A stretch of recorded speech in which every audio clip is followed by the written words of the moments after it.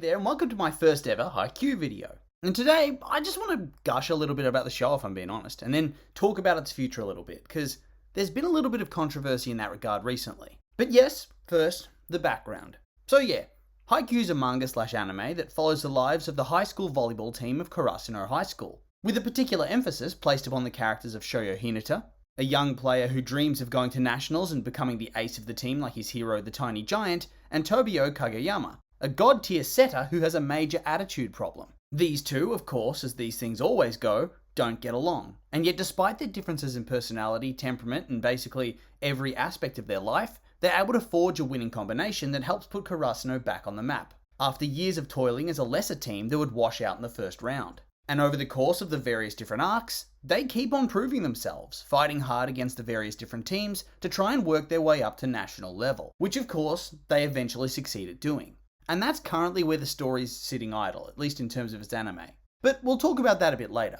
So yeah, when I was first told about this show, I thought, yeah, why would I care about this? They play volleyball? Come on. How could that be compelling or interesting in any way at all?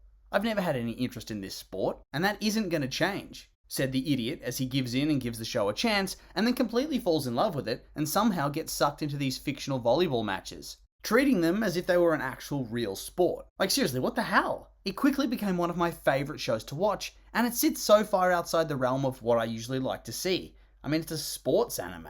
And at times, it has the same stakes and dramatic potential as an anime about psychotic supervillains trying to murder schoolchildren. It's truly just a magnificent experience. And if you've never seen it, I very much recommend it. It really does feel very unique compared to a lot of other mainstream anime that have gained popularity through the 2010s and now continue into the 2020s, and has somehow managed to cultivate quite a strong following despite some pretty steep competition.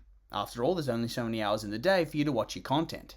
And really, it is quite hard to pinpoint what makes the show so great, but I'm going to try anyway. For starters, you can't really go past the story, both the actual content of the story, but also the narrative flow. Like I said earlier, the story itself is deceptive. You go into it not really expecting a very compelling storyline. You're expecting a more action-oriented kind of show. And whilst yes, the action is very heavily emphasized, the story is also very well done on many fronts. And we'll start just by talking through the content. The story itself is fun. It's obviously quite lighthearted. After all, it's a high school sports league. This isn't a life or death situation. But it's treated in such a serious manner, as if it was some kind of Fight Club type scenario. Players throw down challenges. There are mini battle arcs during the matches. Rivalries form between various different players. Minor characters get highlighted for their own moments, where we learn about their characters as they compete against the main team. And so whilst at first, all of this does seem a little bit ridiculous, and very strange that everybody's taking these high school matches so seriously, because it's treated like a big deal, it eventually allows the audience to buy in very quickly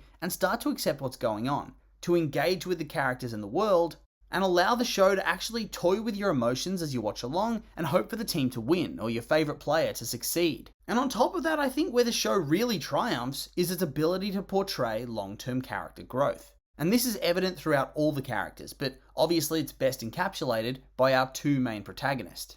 Hinata starts off as a volleyball fanatic who has incredible physical skills in terms of his agility and his leap, but who struggles in terms of actual playing ability.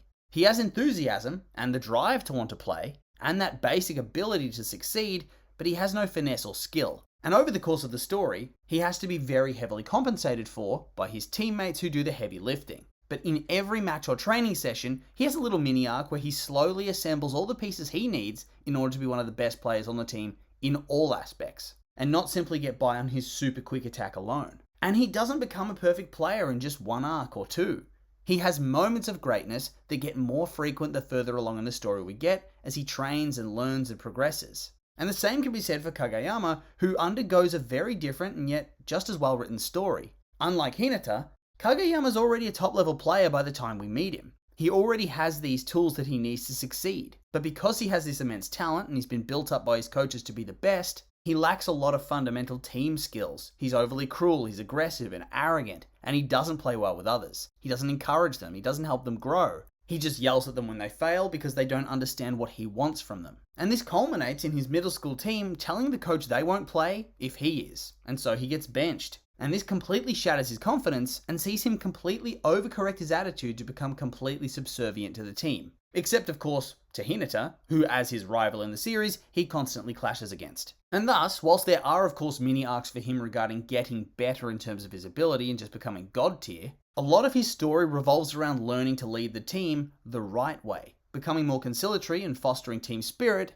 whilst also getting back some of that fire that he'd lost. And that's just two of the characters who have some really amazing and exciting arcs. But the story doesn't limit itself in this way either. It doesn't hyper-focus on only one aspect of the story. It spreads things out and really emphasizes the team experience. You get the inner monologues of so many different characters, and not just from the Karasuno team. You have the coaches and teachers, people in the crowd, and best of all, the rivals, the adversaries they have to face off with. Many of them, big and small, get their own moments, their own flashbacks and story arcs that explain their own personal volleyball journey. And this in turn helps to build up the emotion of each different point during the match and really just enhances the overall narrative experience. You actually see the characters struggle. Not everybody gets that happy ending for their arc, and the Karasuno team doesn't get good overnight. They have to work for it. They don't win every match. They sometimes lose. They miss points. Players are built up to have big hero moments where they can change the outcome of the match, and then they fail, and the other team capitalizes. And because you see the highs and lows of the team and the various different players, you get even more sucked in, and thus, you're always on the edge of your seat because you never know what's going to happen. There's always that trickle of doubt that manages to worm its way into your brain, so you can never really be sure of an outcome. And so when the team does succeed, you're flying alongside them on that high. And then when they lose, you can't help but be a little bit bummed out. And I think this is really smart writing. A sports manga/anime where the hero team always wins would get very dull. And this just helps it feel more real. But beyond that, beyond the actual content of the story and the characters and their development, the actual pacing is also quite well done. The story comes in peaks and troughs. You have a cluster of really important episodes back to back to back, where we see various different matches and how our characters have progressed in ability. And then this is balanced out with downtime, with training episodes, practice matches, team bonding. Sometimes even a touch of filler to pad things out. But it's all done in such a way so that the characters are still growing in the background during that downtime,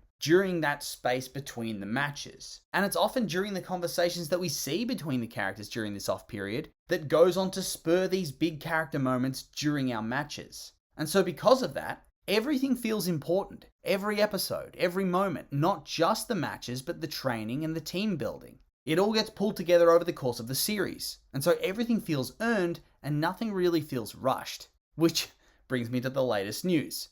The final arcs of the show are going to be condensed into 2 films. And the response to this has been very mixed. There are some that are simply excited for more content, and that's fair. It has been a while since we got any fresh volleyball goodness. But then on the other hand, it's also very disappointing. The reality is, the most recent season had less episodes, which means that some things already were trimmed for time. And so now, they want to finish up the story, of which there's still a decently large chunk, and finish it in 2 films. And so this means even more condensing. Even more stuff is going to hit that cutting room floor. And so whilst I think I'll enjoy it regardless, there is that feeling of disappointment. That a series that was once viewed as a masterclass in developing side characters and stories has sort of faded away from that mentality at the end, and are instead choosing to streamline everything. Like, there's no real way to cram all that stuff from the manga in at this point. And since there have already been cuts before, it just seems unlikely they wouldn't do it again. And it's just a shame, and it really bums me out. But regardless, I'll still watch it, but I don't know. I don't think it'll be quite the same. But anyway, those have just been my opinions, and now I'd like to hear yours. What do you think of Haikyuu if you've seen it? You like it, hate it, somewhere in between? What about the latest news? I'm curious for your thoughts, so make sure to like, comment, and subscribe, and let me know.